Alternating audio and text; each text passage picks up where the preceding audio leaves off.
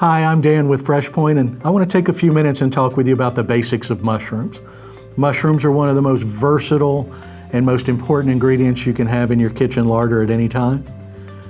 Mushrooms give your dish that umami characteristic everybody's looking for.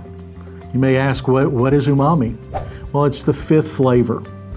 It's a meaty flavor, a rich savory quality, but without the meat. And in plant-based cuisine, that's a good thing to have.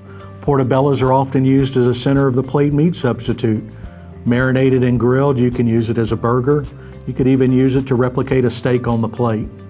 If you want to stretch your ground beef out and not go 100% plant-based, consider grinding up some mushrooms and mixing it in with your ground beef. It gives you that wonderful umami pop, adds a lot of moisture to your burger without adding more fat. More importantly, it'll save you a little money because it'll stretch out your hamburger meat a little longer. The USDA has two grades for mushrooms, number 1 and number 2, based on a number of factors: size consistency, color consistency by variety, and tightness of the veil cap. If you've never heard of the veil cap, when you turn over a mushroom and you can see the gills, that means the veil cap is pulled away. You want to see it completely closed. You want to see those gills hidden. You want to see that white veil hide them.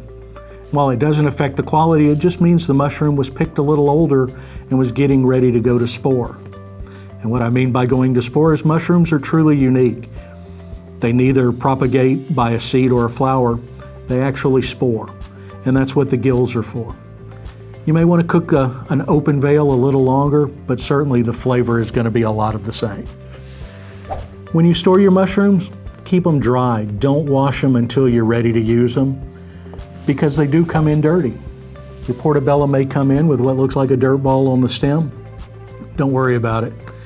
They grow in a sterilized growing medium. You just want to take it off right before service.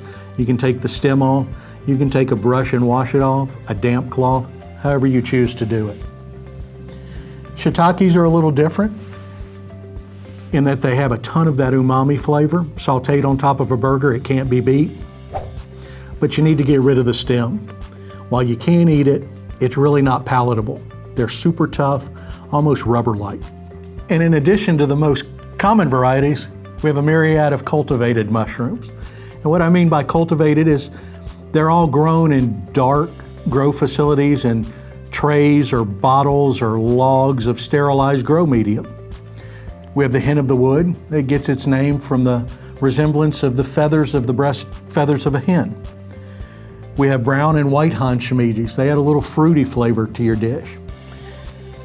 We have the Trumpet Royale. It's a great meat substitute. Much like jackfruit, it's got a very stringy texture. Long, slow cooking times.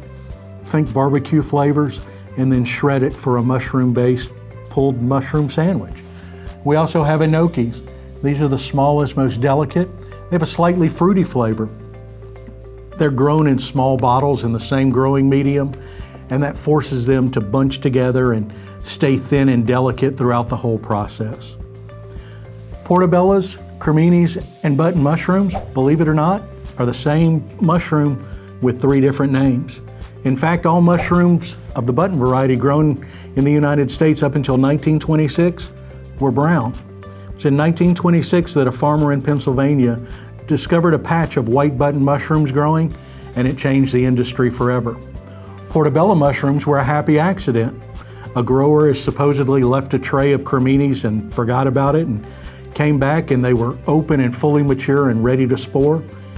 They decided to pick them and taste them anyway, and thankfully they did, because we have a wonderful plant-based meat substitute these days. I'm Dan, and that was the basics of mushrooms.